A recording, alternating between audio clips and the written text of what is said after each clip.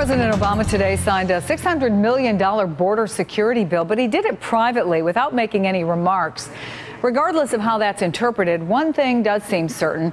Immigration will be one of several hot-button issues facing candidates from both parties in November's midterm elections.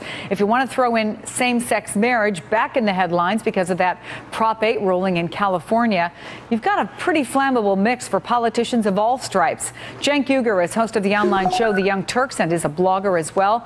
Robert Traynham is a Washington, D.C. bureau chief for the Comcast network and former advisor to the Bush-Cheney campaign in 2004. Good afternoon, gentlemen. And Cenk, let me start with you. You know, I'm wondering, given the economy, if we're overstating things, but will the president's failure, for example, to repeal Don't Ask, Don't Tell, his opposition to same-sex marriage, his, as some people perceive it, failure to deal with immigration hurt him among independents and potentially Hispanics? You know, I think the most relevant out of all of those is the Latino voters. He made a very clear promise to them, and he just simply hasn't gotten to it. You know, and you might have a lot of reasons for that, but he didn't get it done. Now, if you're just talking about whether he's tough enough on illegal immigration, I mean, he's spending more than George Bush. He's beefed up border security. So I suppose if independents are worried about that, they should be pretty happy about how that went down. I think his main problem is that he hasn't focused enough on the economy and the jobs and saying, look, Republican proposals, I don't really care.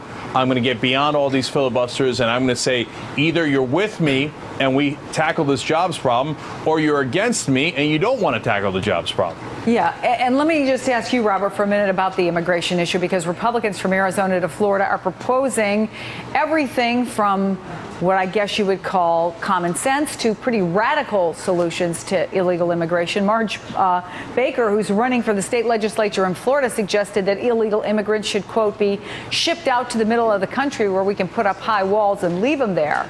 Has at least some aspects of the GOP given up on the Hispanic vote altogether? No, I wouldn't say that they've given up on the Hispanic vote. But however, I would go back to the whole common sense argument. Look, Americans are frustrated right now with illegal immigrants coming to this country and also having kids in this country and getting in front of the line for basic services. That's what this really is about, is whether or not illegal immigrants should have the right to be able to receive a fair share, if you will, so of the 14th Amendment, you think, is a real issue out there? Well, I think the Republicans are making an issue, and rightfully so. Again, it goes back to whether or not we believe as a society that we should be giving benefits to illegal immigrants. But to answer your question specifically, whether or not it's Republicans or Democrats or not, this is an American issue that we have to face from a societal standpoint. Are we going to be compassionate enough to continue to give illegal immigrants basic services, or are we going to, quote unquote, round them up and send them back to their home countries? Cenk, the 14th Amendment? Can I just jump in here? Can I jump in here to say that questioning the 14th Amendment is absolutely mental? I mean, that's what gives us due process. That's the core of what it means to be an American, is to say anyone born here is an American. If we get into questioning who's a citizen and who's not, and we make that a political question, and then you're questioning everybody's citizenship, that's crazy. I mean, that Marge Barker quote, she talks about setting out how great it was to have camps in the 1940s. You remember the camps in the 1940s? The internment camps, which Ronald Reagan apologized for later, which was disastrous, let alone other camps that were in the 1940s. You don't want to go down this route.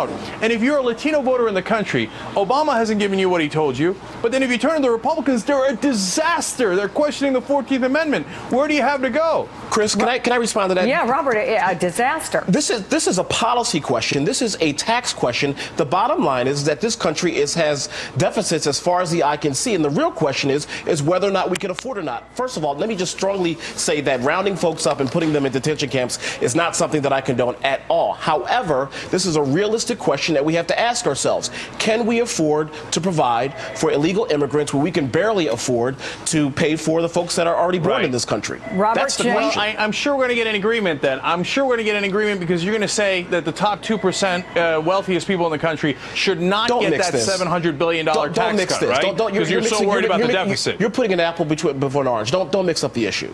Well, maybe we can have you both back and we can talk about that. Robert, Cenk, thank you both for coming in. Have a good weekend. And you can catch Cenk filling in for Dylan Radigan today, 4 p.m. Eastern on The Dylan Radigan Show, right here on MSNBC.